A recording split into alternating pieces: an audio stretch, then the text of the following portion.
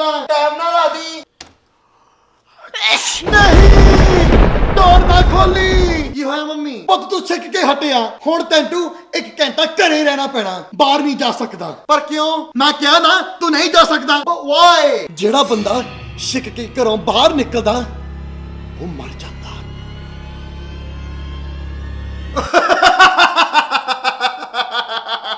ਆ ਮੰਮੀ ਬਸ ਕਰੇ ਕਰ, ਇਹ ਬਕਵਾਸ ਗੱਲਾਂ ਨੇ, ਪਲੀਜ਼ ਕੁਛ ਨਹੀਂ ਹੁੰਦਾ। ਚੁੱਪ ਕਰ। ਤੇਰਾ ਦਾਦਾ ਕੱਖ ਵੱਢਣ ਚੱਲਿਆ ਸੀ, ਜਾਣ ਤੋਂ ਪਹਿਲਾਂ ਉਹਨੇ ਛਿੱਕ ਮਾਰਤੀ, ਬਸ ਫੇਰ ਕੀ ਹੋਣਾ ਸੀ?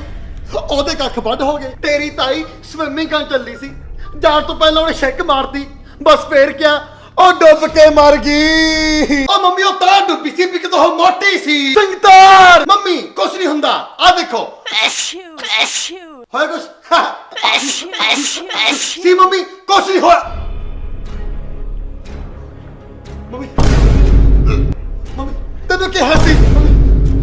ਓ ਮਾਈ ਗॉड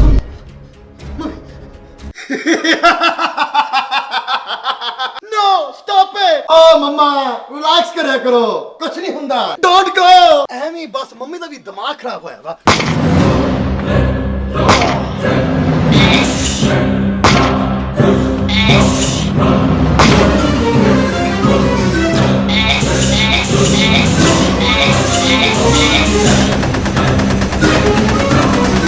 ਮਾਰ ਮਾਰ ਹੋਰ ਸਿੱਕਾ ਮਾਰ, ਜਿੰਨੀਆਂ ਮਾਰਨੀਆਂ। ਤੈਨੂੰ ਕਿਹਾ ਸੀ ਤੂੰ ਮਰ ਜਾਣਾ। ਨਹੀਂ ਮੰਮੀ ਕੁਛ ਨਹੀਂ ਹੋਇਆ, ਹਲੇ ਵੀ ਮੈਂ ਜਿੰਦਾ ਆ।